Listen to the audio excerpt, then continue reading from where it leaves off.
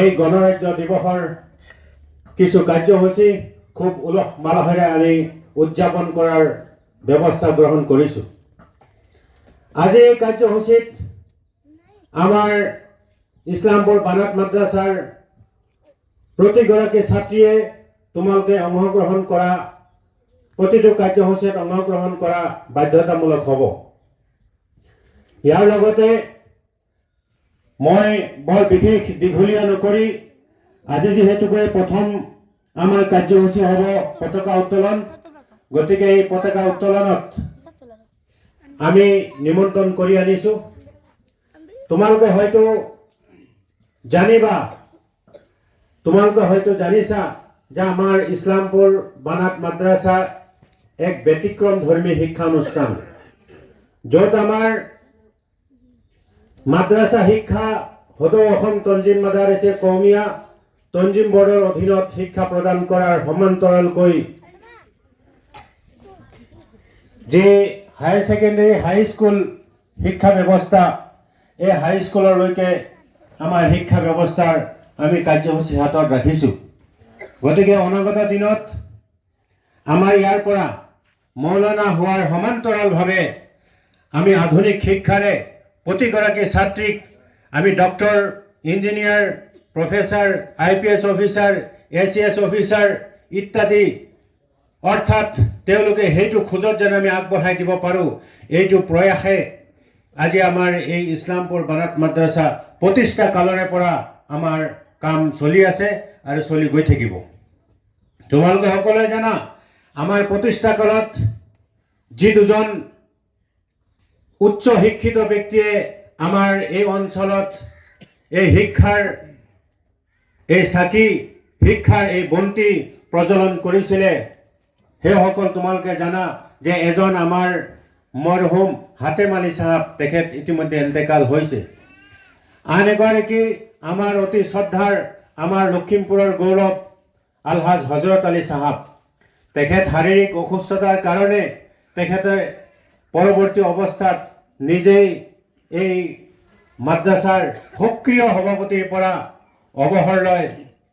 গতিকে সেই দুইজন মহান মনুষিক যেন আল্লাহ পাক ৰাব্বুল ইজ্জতে দীৰ্ঘায়ু কৰে আৰু আমাৰ মৃত হোৱা হাতেম ভাই যেন আল্লাহ পাকে জান্নাতুল ফিৰদৌছ নসিব কৰে।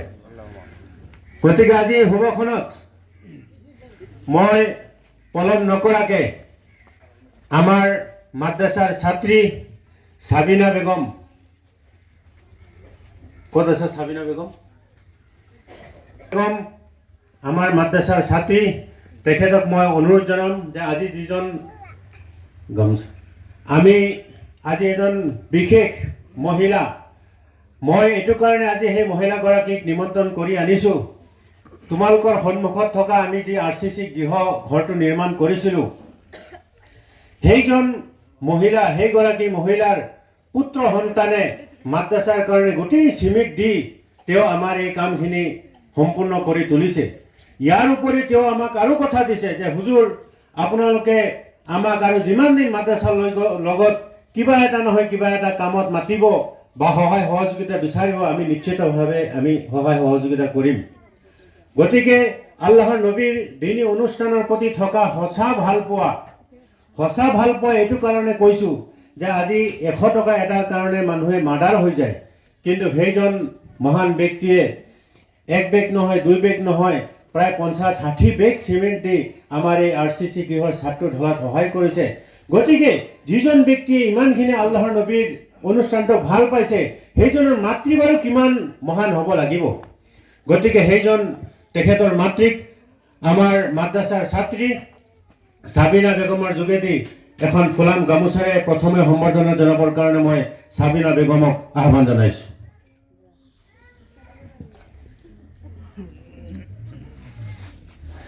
জাজাকাল্লাহু খাইৰ। আমাৰ নুৰুল আমিন, আমাৰ এইজন তেখেতৰ মাতৃ, আমাৰ কিমান ধুনীয়াকৈ আৱৰত আহিছে। মই সেইটো কাৰণে কওঁ যে আমাৰ প্ৰতিগৰাকী ছোৱালী ইছলামৰ আদৰ্শ হ'ব লাগে। গতিকে মই আজি তেখেতৰ দ্বাৰাই মই ফ্লেগ হোষ্টিং কৰাৰ কাৰণে মনস্থ কৰি মই কিছুদিন আগত আমাৰ ভাইটি সদীক নুৰুল আমিনক মই অনুৰোধ জনাইছোঁ আৰু তেখেতে মোৰ অনুৰোধ ৰক্ষা কৰি তেওঁ কথা দিছিল যোৱাকালি যে হয় হুজুৰ মোৰ মাক লৈ যাম ইনশাআল্লাহ। গতিকে মই পলম নকৰি এই আমাৰ অনুষ্ঠানত আমাৰ প্ৰথমে আমি ফ্লেগ হোষ্টিং কৰিম, তাৰপাছত আমাৰ দোৱা হ'ব, তাৰপাছতে আমাৰ দিনজোৰা বিভিন্ন কাৰ্যসূচী যি আছে সেই কাৰ্যসূচীত আমাৰ অংশগ্ৰহণ থাকিব। গতিকে আমাৰ বাইদেউ আমিনৰ মাতৃ আৰু নুৰুল আমিনক মই অকণমান আগবাঢ়ি আহিবলৈ অনুৰোধ জনাইছোঁ। ফ্লেগ হোষ্টিং হ'ব, লগতে মই ইনশাআল্লাহ সহযোগিতা কৰিম।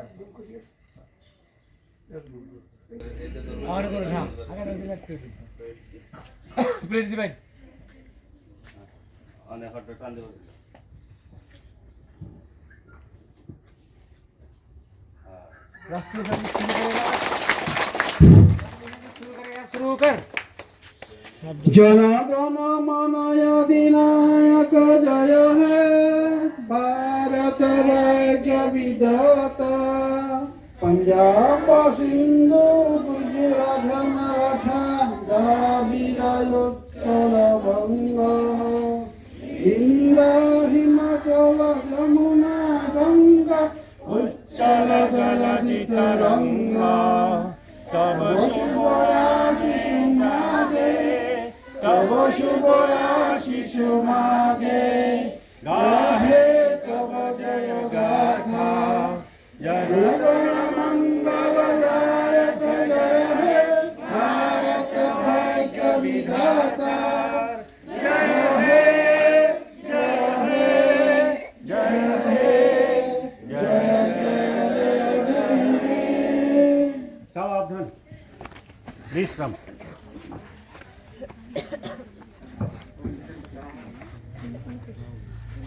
মহিলাহত তথা আজিৰ এই পবিত্ৰ অনুষ্ঠানত উপস্থিত থকা বিভিন্ন স্থানৰ পৰা অহা অতিথিবৃন্দ, মাদ্ৰাসা পৰিচালনা সমিতিৰ বিষয়ববীয়াসকল, মান্যবৰ শিক্ষকসকল তথা সমবেত ৰাইজ, আজি এই গণৰাজ্য দিৱসৰ শুভক্ষণত সকলোকে স্বাধীন ভাৰতৰ তথা গণৰাজ্য দিৱসৰ শুভেচ্ছা জ্ঞাপন কৰিছোঁ। তোমালোকে সকলোৱে জানা যে গণৰাজ্য দিৱসক কিয় আমি উদযাপন কৰোঁ, গণৰাজ্য দিৱস কাক কয়। গতিকে তোমালোকে এইটোও জানা যে আমাৰ ভাৰত স্বাধীন হৈছিল 1947 চনত 15 আগষ্টৰ দিনা, আৰু 15 আগষ্টৰ দিনা আমাৰ ভাৰত ইংৰাজৰ কবলৰ পৰা স্বাধীনতাহে লাভ কৰিছিলে। কিন্তু এই দেশখন পৰিচালনাৰ কাৰণে, এই দেশখন চলিবৰ কাৰণে নিৰ্দিষ্ট কিছু নীতি নিয়মৰ দৰকাৰ আছে।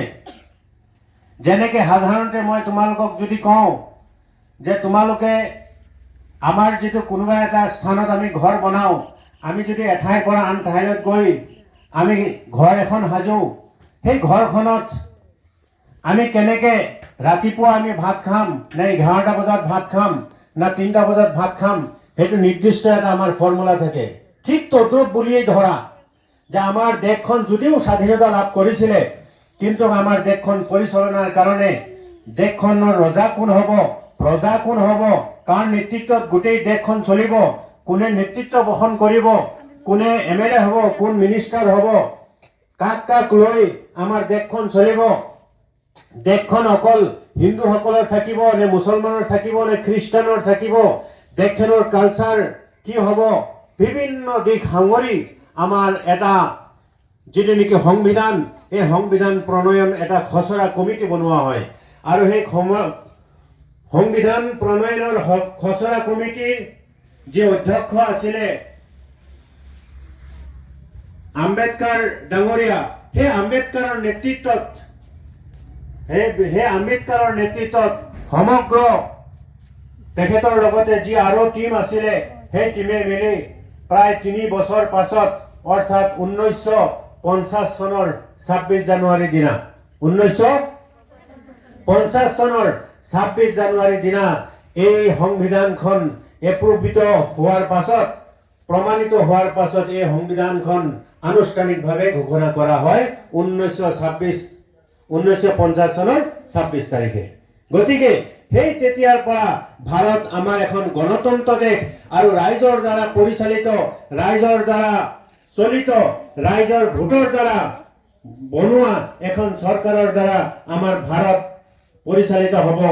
আৰু ভাৰতত বিভিন্ন ধৰ্ম বৰ্ণ নিৰ্বিশেষে এই দেশত শান্তিৰে বসবাস কৰিব পাৰিব, সকলোৰে অধিকাৰ সমান থাকিব, সম অধিকাৰ সম মৰ্যাদাৰে জীয়াই থাকিব পাৰিব ইত্যাদি আদি কৰি বিভিন্ন দিশ সাঙুৰি এখন সংবিধান কি কৰা হয়, অনুমোদিত কৰা হয়। আৰু সেয়া আছিলে 1950 চনৰ 26 জানুৱাৰীৰ দিনা। গতিকে তোমালোকে এয়াও জানা যে আমাৰ অতি সহজতে আমাৰ এই স্বাধীন তথা এই আমাৰ দেশখন যেতিয়া পৰাধীন আছিল, ইংৰাজৰ কবলত আছিলে, আমাৰ ভাৰতত তেতিয়া দেখিছা, তোমালোকে হিষ্টৰী পঢ়িছা নিশ্চয়, ইতিহাস নিশ্চয় পঢ়িছা যে ইংৰাজে আমাক ভাৰতত কিমান ধৰণে শোষণ কৰিছিলে। আমাৰ বিভিন্ন ক্ষেত্ৰত কৰ লগাই শোষণ কৰিছিলে, বিভিন্ন ক্ষেত্ৰত আমাৰ স্বাধীনতা নাছিলে, আমাৰ খেতি বাতি কৰিছে, খেতিৰ পৰা আমাৰ কৰ দিব লগা হৈছিলে, কোনোবাই ব্যৱসায় বাণিজ্য কৰিছে তাৰ পৰা কৰ দিব লগা হৈছিলে। গতিকে কণ মইনাহঁত, তোমালোকে জানা যে এই ভাৰত স্বাধীনতাৰ সময়ত আমাৰ কিমান উত্তৰসূৰী অৰ্থাৎ আমাৰ আজু ককা, আমাৰ আজু ককাৰ ককা, তেওঁলোকে কিমান দেশৰ কাৰণে বলিদান দিব লগা হৈছিলে। আমাৰ মদনী চাহাবৰ পৰা লৈ শৌকত আলী, মৌলানা শৌকত আলী, হজৰত আব্দুল আজিজ ৰায়পুৰী দেহলুই ৰহমতুল্লাহ আলাই, এনেকৈ আদি কৰি বিভিন্ন ওলামাসকল, ওলামায়ে দেওবন্দ আৰু হিন্দু মুছলমান সকলোৱে মহাত্মা গান্ধীৰ নেতৃত্বত যি অহিংসা পৰম ধৰ্ম, অহিংসা বাৰ্তালৈ গোটেই দেশত বিয়পিছিল। আৰু সেই মহাত্মা গান্ধীৰ নেতৃত্বত যেতিয়া অহিংসাৰ যি কি হৈছিলে, আন্দোলন হৈছিলে, তেতিয়া কিন্তু সেই আন্দোলনত হিন্দু মুছলমান সকলোৱে জঁপিয়াই পৰিছিলে। গতিকে বহু কষ্টৰ কবলত আমাৰ ভাৰতে স্বাধীনতা লাভ কৰিছিলে। গতিকে আজিৰ এই গণৰাজ্য দিৱসৰ তোমালোকে যে দেখিছা, আজি আমি খুব আনন্দ উপভোগ কৰিম বা আমাৰ বিভিন্ন কাৰ্যসূচী আছে, কিন্তু ইয়াৰ অন্তৰালত যেন এক দুখ ভৰা, এক কষ্টৰ জীৱন নিৰ্বাহ হৈছে। এই দেশৰ কাৰণে আমাৰ পুৰুষসকলে, আমাৰ যে আই মাতৃসকলে, আমাৰ পূৰ্বপুৰুষসকলে ওলামাৰ পৰা আৰম্ভ কৰি আমাৰ হিন্দু খ্ৰীষ্টান বিভিন্নজনে লক্ষ লক্ষ মানুহ মৃত্যুৰ মুখত পৰিব লগা হৈছিলে, নিজৰ জীৱন কুৰবানী কৰিব লগা হৈছিলে। গতিকে বহু কুৰবানীৰ পিছতহে আমাৰ দেশে স্বাধীনতা লাভ কৰিছে। গতিকে মই এই সময়ত আৰু মই তোমালোকক দীঘলীয়া কৰিব নিবিচাৰোঁ। আজি যিহেতু আৰু কেইবাটাও কাৰ্যসূচী আছে, গতিকে আমাৰ এই কাৰ্যসূচীত অংশগ্ৰহণ কৰা আমাৰ এই অঞ্চলৰ বিভিন্নজন আহিছে, যদিও বিভিন্নজনক খন্তেক সময় দিব লাগিছিলে, তথাপিও এতিয়া মই ভাবিছোঁ আমাৰ প্ৰধান শিক্ষক হজৰত মৌলানা আব্দুল হক চাহাবে দোৱা কৰিব, দোৱা কৰি পৰৱৰ্তী অৱস্থা আমাৰ ঘৰত বহি যি আমাৰ কাৰ্যসূচী আছে সেই কাৰ্যসূচী থাকিব ইনশাআল্লাহ। তেনেহ'লে সেই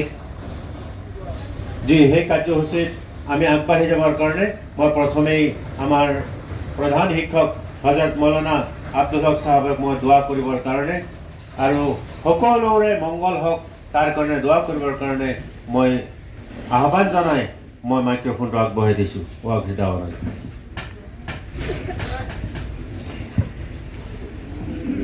الحمد لله رب العالمين والصلاة والسلام على رسوله محمد وعلى آله وأصحابه أجمعين. ربنا ظلمنا أنفسنا وإن لم تغفر لنا وترحمنا لنكونن من الخاسرين. ربنا أتمم لنا نورنا وهب لنا من لدنك رحمة إنك أنت الوهاب. ربنا إننا سمعنا مناديا ينادي للإيمان أن آمنوا بربكم فآمنا فاغفر لنا ذنوبنا وكفر عنا سيئاتنا وتوفنا مع الأبرار. ربنا آتنا في الدنيا حسنة وفي الآخرة حسنة وقنا عذاب النار. يا رب العالمين يا أرحم الراحمين يا أكرم الأكرمين يا الله أمي أزي إلا أبنر إلا يا رب العالمين يا رحم الراحمين إلا زي ভরত বরক খাদি হুনি হইছিল মাওলা إلا হে ভরত বরকর হাদির হুয়ার إلا পিছর পর আজিল হইকে إلا ঈমান কষ্ট করিয়াস মাওলা ইয়া রব্বাল আলামিন এই ভরত বরক হাদির করণ إلا উলামায়ে কিরাম إلا ঈমান কষ্ট করিছিল মাওলা ইয়া রব্বাল আলামিন কিতিয়াবা إلا যেতি আমি পঢ়ি থাকো إلا কিতাবত পঢ়ো আল্লাহ কেতিয়া চকুর পানি ওলাই যা আল্লাহ ইমান দুঃখ কষ্ট লাগে মাওলা ইয়া রাব্বাল আলামিন ইয়া রাহমার রাহিমিন ইয়া আল্লাহ আল্লাহ ইয়া রাব্বাল আলামিন ইয়া রাহমার রাহিমিন আল্লাহ আমার উলামা আল্লাহ আল্লাহ کرام আল্লাহ কষ্ট করেছিল মাওলা ইয়া রাব্বাল আলামিন ইয়া রাহমার রাহিমিন আল্লাহ মুজফফরনগরের পর আল্লাহ দিল্লি লইকে আল্লাহ দিল্লির পর আগ্রা লইকে আল্লাহ প্রত্যেকটি আল্লাহ গছর উপর আল্লাহ উলামায়ে کرامর আল্লাহ ডিঙি জপি আছিল মাওলা ইয়া রাব্বাল আলামিন ইয়া রাহমার রাহিমিন ইয়া আল্লাহ এই 12 বছর পর ইংরেজকে আল্লাহ খেদোয়ার কারণে ইমান কষ্ট করি আল্লাহ ইংরেজকে আল্লাহ খেদোয়াইছি মাওলা ইয়া রাব্বাল আলামিন ইয়া রাহমার রাহিমিন ইয়া আল্লাহ আমার আমলক আল্লাহ জি আল্লাহ জিমান জাতি আছে 12 দেশের ভিতৰত আল্লাহ হুকুমক জাতিক মাওলা একত্রিত রাখিও মাওলা ইয়া রাব্বাল আলামিন ইয়া রাহমার রাহিমিন আল্লাহ সকলো জাতিতে আল্লাহ এক হৈ থাকিবলৈ আল্লাহ তৌফিক দিয়ক মাওলা ইয়া রাব্বাল আলামিন ইয়া রাহমার রাহিমিন আল্লাহ সকলো জাতিৰ ভিতৰত মিল মোহাব্বত পয়দা কৰি দিয়ক মাওলা